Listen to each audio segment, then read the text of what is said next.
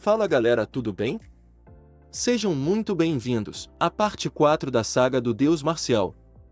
Espero que estejam gostando de acompanhar essa obra pelo meu canal. Se tiverem alguma indicação de alguma outra obra que quiserem que eu traga aqui, deixem nos comentários que ficarei feliz em ler todos. Bora pro vídeo.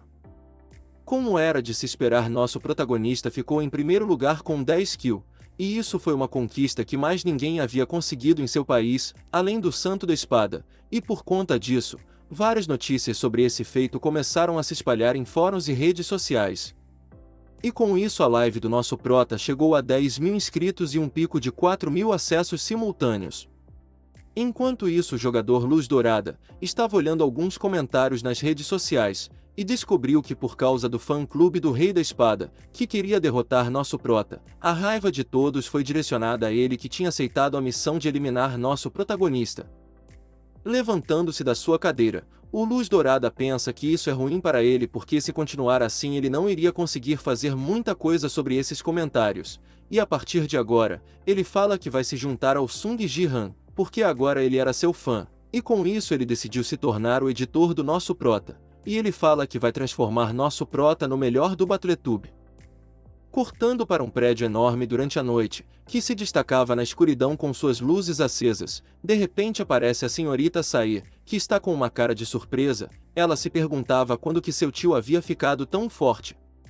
Nosso prota, que tomava um copo de água tranquilamente, ao ver a surpresa de sua sobrinha, começa a se aproximar dela, e ela fala que as pessoas estavam comentando muito sobre ele. Deixando os comentários das pessoas de lado, sua sobrinha fala que muitas pessoas estão querendo fazer doações de GP para nosso prota, e ela pergunta por que ele deixou as doações bloqueadas. Nosso prota, abrindo a janela do sistema, fala que só deixou essa função bloqueada porque ele esqueceu de habilitar. A Sae fala com ele, que já que ele está sem fazer nada era para ele colocar um valor mínimo para as doações, porque se ele deixasse livre para qualquer valor, chegaria várias notificações a qualquer momento. E isso poderia o atrapalhar. Nosso prota concorda e pensa em colocar o valor simbólico de 10 mil GP, que é equivalente a 10 mil dólares. A Sae até fica surpresa no começo com o valor, mas logo ela para pensar que pode ser pouco. O prota fica um pouco pensativo, enquanto lembra da sua missão épica, a missão de achar a Rainha das Sombras e provocá-la. Ele se lembra da visão que teve daquela arquibancada. Ele pensa que não estava conseguindo achar um meio de encontrar a Rainha das Sombras naquela multidão.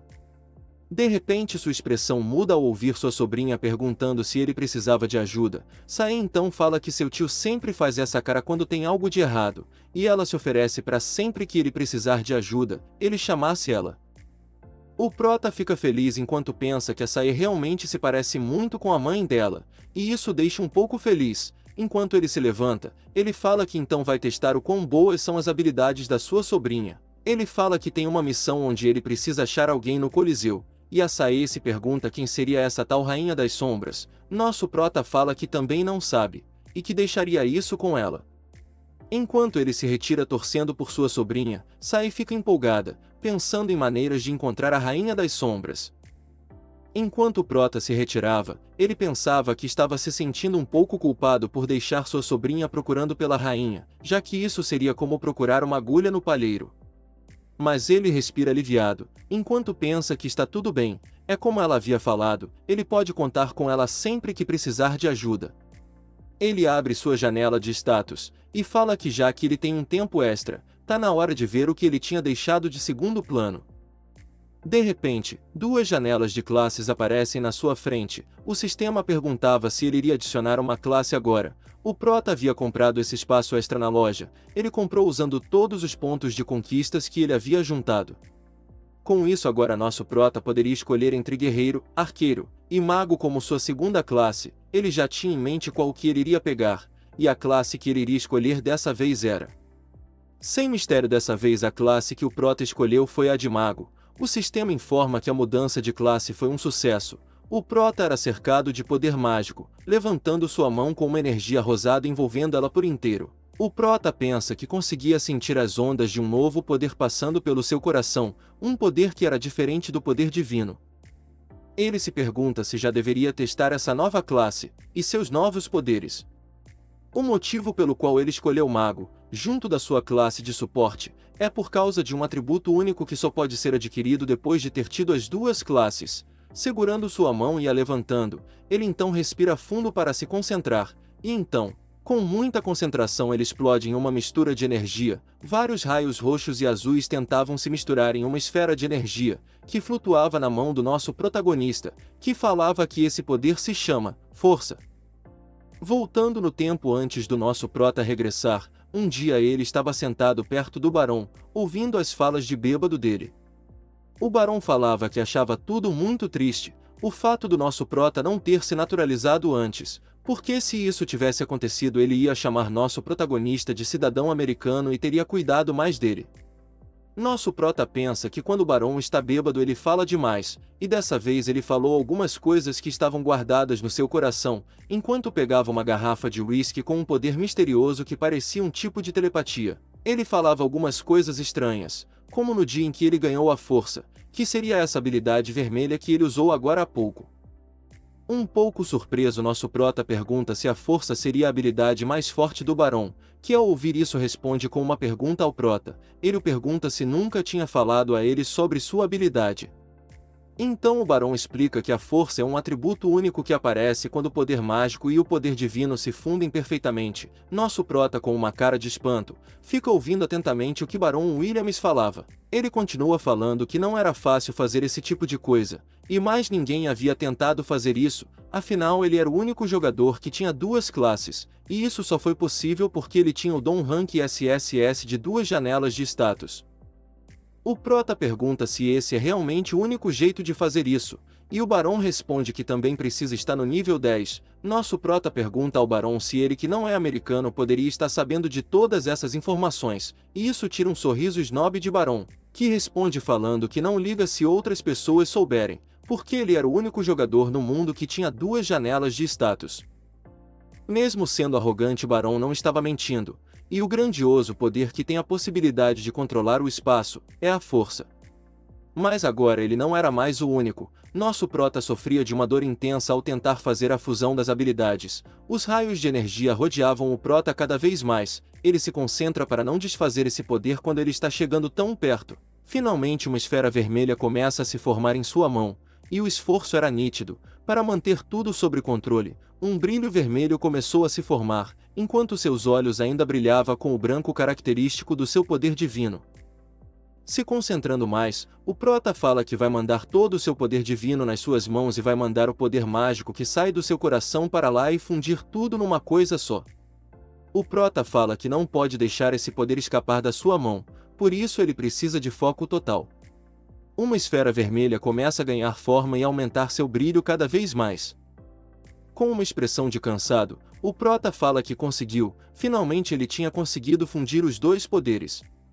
Bem, isso era o que ele pensava, porque logo em seguida a esfera que estava em sua mão explode, o arremessando violentamente no ar, até ele bater a cabeça na porta. O impacto foi tão forte, que deixou uma rachadura na porta, e nosso prota ficou deitado no chão se contorcendo de dor. Nosso prota levanta ainda com um pouco de dor, e com sua mão na cabeça, ele pensa que não conseguiu porque esse poder não é algo que ele possa só controlar na força bruta. Parece que ele ainda não entendeu como deve controlar esse poder. Ele se pergunta se tem que aumentar seu poder mágico primeiro, porque depois de tentar uma vez ele já ficou sem poder mágico. Ele olha para sua mão e pensa, será que ele será capaz de conseguir fundir tudo nela? Ele se pergunta como que guardaria o poder em sua mão depois de liberar ele. De repente sua expressão muda, ele pensou em algum modo de conseguir guardar a força. Levantando-se completamente animado com esse pensamento, ele começa a imaginar a solução, ele começa a fazer uma suposição. Não dá para conseguir controlar um poder que já foi solto, mas e se manter esse poder dentro do seu corpo? O prota então se coloca em uma posição como se estivesse meditando, então ele acende seu poder mágico, e pega seu poder divino que vem do campo Elixir superior, funde com o seu poder mágico que fica no seu campo Elixir do meio, e leva os dois poderes que estão colidindo a todo instante por não conseguirem se misturar, para o campo de Elixir inferior, que contém poder marcial. Com isso nosso prota gera uma formação perfeita que não gasta nenhum dos poderes. Seu núcleo de poder mágico que estava envolto de poder divino tinha uns fios de energia que era seu poder marcial, e o Prota então junta todos eles em uma formação única. Ao fazer isso, logo nosso Prota sente um desconforto. De repente uma grande onda de energia começa a vazar do seu peito, e o Prota solta um grito alto, mostrando a dor que isso estava causando. Enquanto nosso Prota gritava ainda mais de dor, o sistema avisa que estava tentando integrar os 3 campos de Elixir, mas de repente uma janela de aviso aparece, e o sistema avisa que o nosso Prota chegou num estado onde nenhum jogador consegue aguentar. O sistema então avisa que um perigo à vida do nosso Prota foi detectado. A cena corta para Sae, que estava com seus fones de ouvido, mas aparentemente escutou os gritos do seu tio. Ela olha em direção à porta se perguntando se esse barulho era seu tio. Então nos é mostrado o corpo do nosso Prota que tentava a combinação dos 3 campos de Elixir, que queria ganhar a força, combinando poder e magia, e ele inconscientemente usou o poder marcial e tentou a fusão dos 3. Porém as condições necessárias para combinar os 3 campos de Elixir eram extremamente exigentes. Era necessário o controle perfeito sobre os 3 poderes com propriedades diferentes, e também ter os atributos pelo menos acima de 100. Se alguém muito longe dessas condições tentasse combinar esses 3 campos de Elixir, poderia até perder a vida. Enquanto nosso Prota emanava mais energia, seu peito agora brilhava com um vermelho ardente que estava por toda parte, e um roxo que parecia sair da sua mão, enquanto ele gritava com a dor intensa da fusão dos 3 poderes. O Prota caía de joelhos no chão, enquanto os raios de energia vermelha tomavam conta de todo o lugar, e sua dor aumentava cada vez mais. Sae finalmente escutou os gritos do seu tio, e se assustou com a possibilidade de ter acontecido algo com ele. Ela sai correndo enquanto grita por seu tio, pedindo que pelo menos a responda. Ao chegar no seu quarto, ela vai logo abrindo a porta e chamando por nosso Prota, e toma um susto ao ver o que estava acontecendo. Um tempo depois vemos uma toalha, que estava em um recipiente com água e gelo. Nosso Prota estava sentado no chão com sua sobrinha ao lado. Sae pergunta ao nosso Prota se ele estava gritando tanto por causa de uma dor de cabeça. O Prota então confirma que foi isso mesmo. Essa foi a mentira que ele usou para não deixar sua sobrinha tão preocupada. Sae fica brava com ele e pergunta se isso foi por causa de uma dor de cabeça. Como ela passou tão rápido? O Prota fala que esse é um dos mistérios do corpo humano, fazendo Sae explodir de raiva e preocupação. Sae coloca sua mão no rosto e pede desculpas ao seu tio. Ela não queria ficar brava com ele. Ela então começa a chorar, e fala que só ficou muito assustada, pensando que poderia ter acontecido algo com ele. Nosso Prota fica olhando para ela preocupado. Ele pensa que foi muito irresponsável, e não pensou nela. Ele deveria ter considerado melhor os sentimentos dela, e não a deixar preocupada assim. Sae, que ainda estava chorando, pergunta ao seu tio se ele estava bem mesmo. O Prota então coloca sua mão no pescoço e confirma para sua sobrinha que sim, ele estava bem. Ele também pede desculpas por deixar ela preocupada desse jeito. Sae, que ainda estava com lágrimas nos olhos, coloca novamente sua mão no rosto como se fosse voltar a chorar. De repente Sae dá um soco no peito do seu tio, e fala que ela tá bem, e que é um alívio que nada aconteceu com ele. Então ela sai falando que vai voltar a procurar a Rainha das Sombras, e seu tio fica lá no chão e a agradece meio cabisbaixo. Nosso Prota dá um suspiro e fala que não pode nunca mais mostrar seu lado fraco para ela de novo. O Prota começa a explicar pra gente enquanto olha a janela do sistema, que obviamente, a combinação dos 3 campos de Elixir falhou. Ele fala que lhe falta experiência e nível. O Prota fica parado olhando para a toalha que estava no recipiente com água e gelo, quando de repente a toalha começa a se torcer, enquanto o Prota fala que mesmo assim não foi uma completa falha, trazendo a toalha mais próximo do seu corpo. Com uma energia vermelha que envolvia tanto seu corpo como a toalha, o Prota fala que conseguiu o poder que ele queria. O sistema mostra que o poder divino e o poder mágico se integraram e foram substituídos pelo atributo único força. Ele falhou na combinação dos 3 campos de Elixir, mas conseguiu combinar com sucesso o poder divino e o poder mágico, que o permitiu ganhar a força. E a imagem mostra os campos de Elixir superior e intermediário juntos em um brilho único. Mesmo assim, a conexão entre os 3 campos de Elixir foi mantida fracamente. O Prota olha isso espantado, e pensa que tem algo estranho com seu atributo único de força. o sistema mostra que o Prota tá com 12 de poder marcial, 6 de poder mágico, 10 de poder divino e 12 de força. O sistema mostra que como a conexão entre os 3 campos de Elixir foi mantida fracamente, os atributos do poder marcial e força interagiram, compartilhando seus pontos. O Prota olha isso tudo com um pouco de dúvida, se perguntando como eles compartilharam pontos?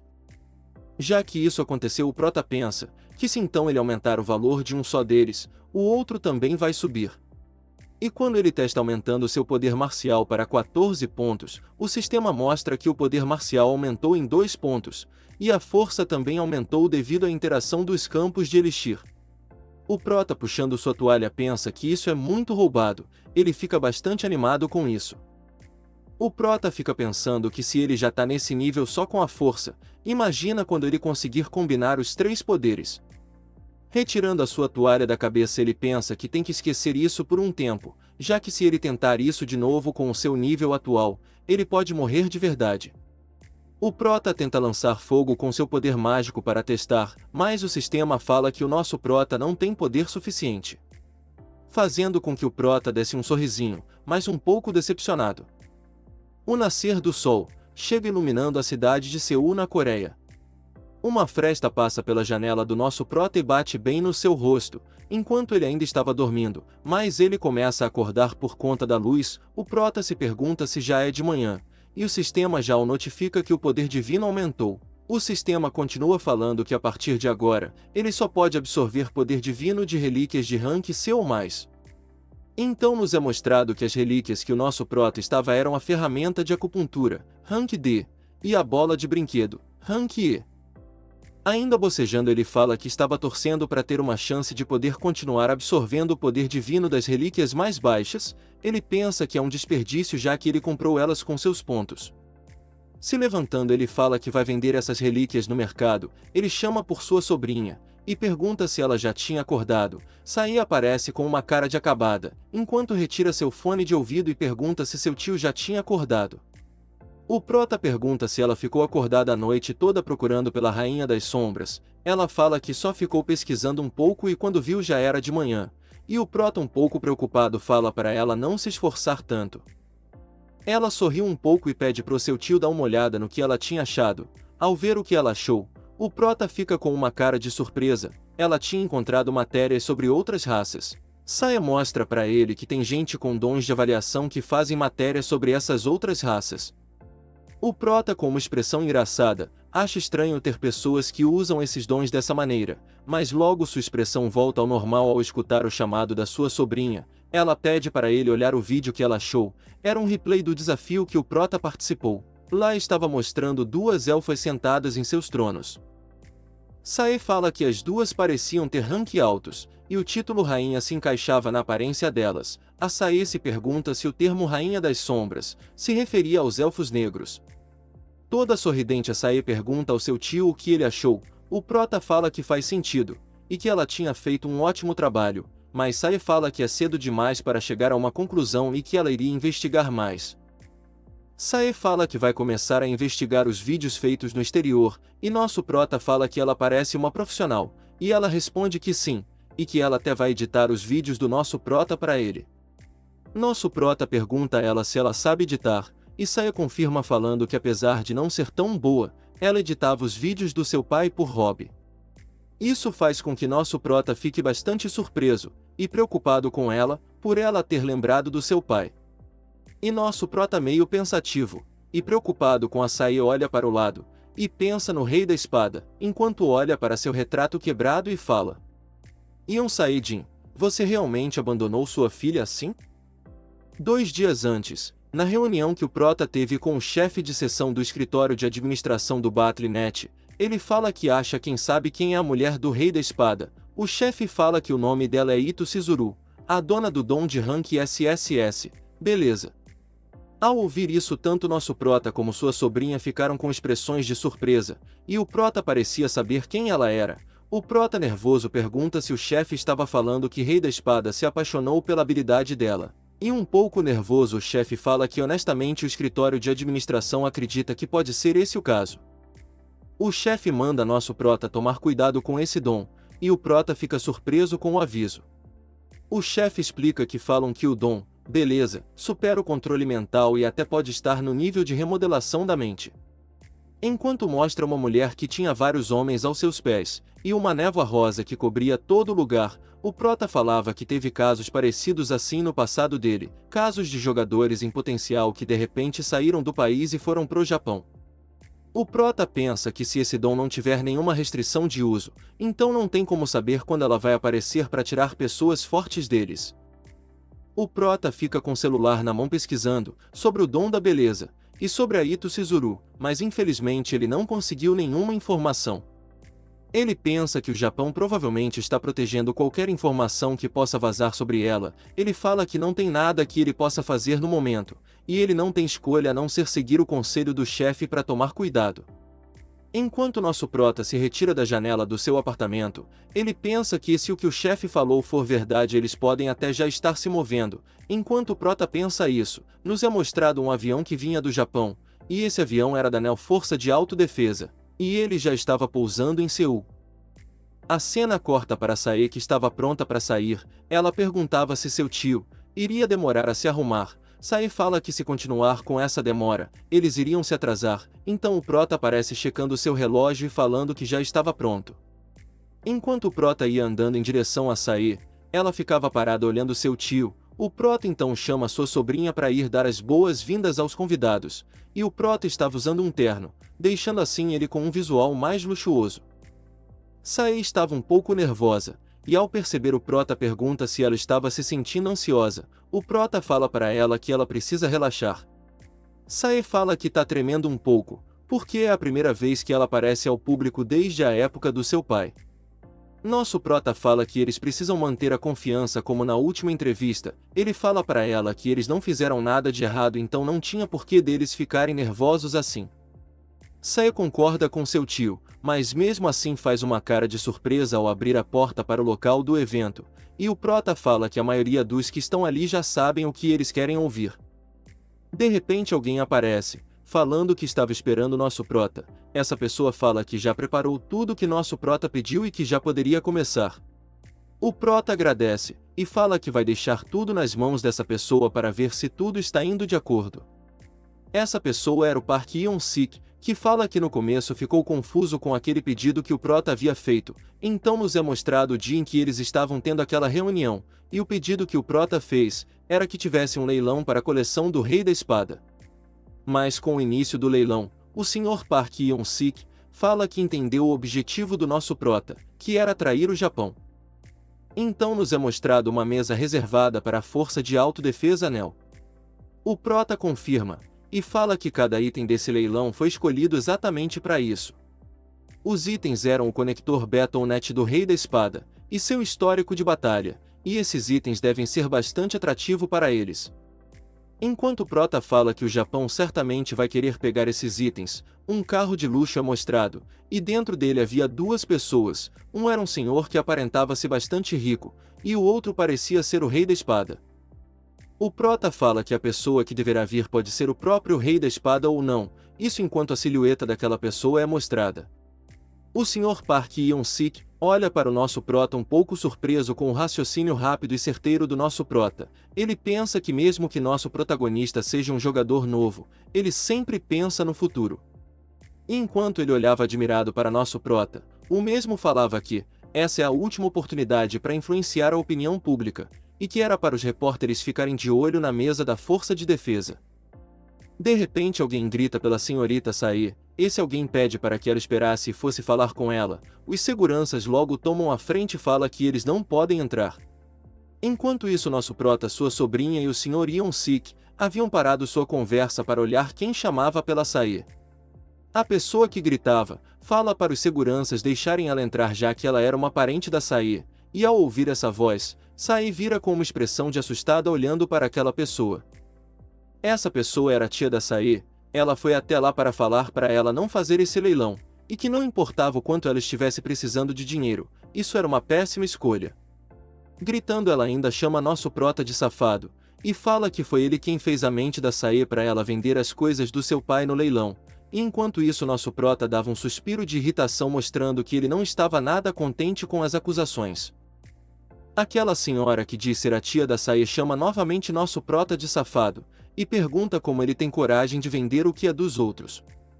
Isso não deixa Sae nem um pouco feliz, e ela pergunta quem que aquela mulher estaria chamando de safado, já que ela se lembra muito bem que foram eles quem usavam o nome do pai dela para aplicar golpes nas pessoas até serem pegos. Enquanto as pessoas que antes estavam fazendo a maior gritaria e confusão ficaram caladas olhando a Sae falar, ela continuava falando que existe um limite do quanto as pessoas podem aguentar que alguém as menosprezem. Sae ainda finaliza perguntando se eles acham mesmo que ela não sabe que eles só estão fazendo isso, porque querem uma parte da fortuna do pai dela, e isso faz com que essas pessoas fiquem com muita raiva, e eles perguntam a ela como ela ousa falar dessa maneira com eles. Sae, radiante como sempre, fala que o que seu pai deixou é somente dela e de mais ninguém, e sua tia não tinha sequer o direito de argumentar contra isso. Se virando enquanto se retira daquele local, Sae pede para os seguranças retirarem esse pessoal de lá, já que eles não fazem parte da sua família, e chamando seu tio para ir embora, ele vira-se para ela e fala que ela foi incrível agora. Sae sai com seu nariz empinado falando que é claro que ela foi incrível, afinal quando ela faz algo, ela faz direito. O Sr. Ion-sik fala que vai ir na frente e que eles se encontrariam mais tarde no leilão, e logo após nosso prota e sua sobrinha sobem ao palco do leilão, e andam em direção à bancada para dar início a esse evento tão esperado. Ao verem eles entrando, os repórteres vão à loucura, e falam que eles têm que tirar muitas fotos deles, sendo assim, incontáveis flashes de câmeras começam a ser disparados em direção ao nosso prota e sua sobrinha. Enquanto tiram as fotos, alguns aproveitam para fazer algumas perguntas, sendo elas, qual era o motivo do leilão, e se o prota havia liberado a participação de outros países, porque tinha algum motivo por trás disso. Os repórteres ficam chamando pela Sae, pedindo para que ela olhasse para as câmeras, enquanto isso outro faz uma pergunta para ela, ele questiona se era verdade que teve uma pressão externa para doar o Palácio da Espada neste leilão. Enquanto o prota e sua sobrinha ainda andavam no palco sem dar nenhuma palavra, as perguntas continuavam. Um repórter até pergunta se eles já desistiram do retorno do Rei da Espada. Nosso prota, que já estava irritado com isso, começou a canalizar seu poder na palma de sua mão. Com apenas um balançar de seus dedos, as lentes das câmeras dos repórteres começaram a se quebrar uma após a outra, deixando todos os repórteres assustados, sem entender o que estava acontecendo, e porque de repente todas as câmeras estavam quebradas. Dois figurantes olham para trás para ver o que tinha acontecido com os repórteres, e nosso prota gentilmente fala que isso era um leilão e não uma coletiva de imprensa, por isso ele gostaria de um pouco de silêncio. Com uma expressão séria, o prota fala que vai dar início ao leilão, e que eles terão 3 itens que foram preparados por ele exatamente para essa ocasião. O primeiro item era o conector BattleNet, que reduz a dor em 99%, que o Ion Sae-jin, ou agora como é conhecido, Ito Ryuhei, usava. O segundo item era todo o histórico de batalhas do Rei da Espada, e o terceiro item era todos os dados e análises que o Ito Ryuhei fez de si mesmo e dos outros jogadores no top rank da Coreia e no leste asiático. As pessoas começam a debater entre si, o que era mais valioso, se eram o histórico de lutas do Rei da Espada, ou se eram os dados das análises dos jogadores do top rank. Nosso prota dá um sorrisinho e pensa que eles não vão querer perder nenhum desses itens. Enquanto o prota esperava um lance, alguém levanta a mão para começar a dar os lances. O prota olha para quem havia levantado a mão, e toma um susto. Ao ver um cabelo que lembra do cabelo do Ito Ryuhei, seu sangue ferve, mas ao olhar com um pouco mais de atenção ele percebe que não era o Rei da Espada. O velho fala que eles são da Força de Autodefesa NEL, e ele se apresenta como gerente do time de recrutamento. Seu nome é Takeda Kazuo. Esse velho pergunta se ele já poderia fazer sua oferta já que o leilão havia começado. Ele fala que vai dar 5 bilhões de ien por todos os itens do leilão, deixando os figurantes em choque com uma quantia tão alta. E o velho também fala que quer marcar um encontro pessoal com a Sae. Ao ouvir isso, nosso prota fica com uma expressão séria enquanto Sae parece mais preocupada atrás dele.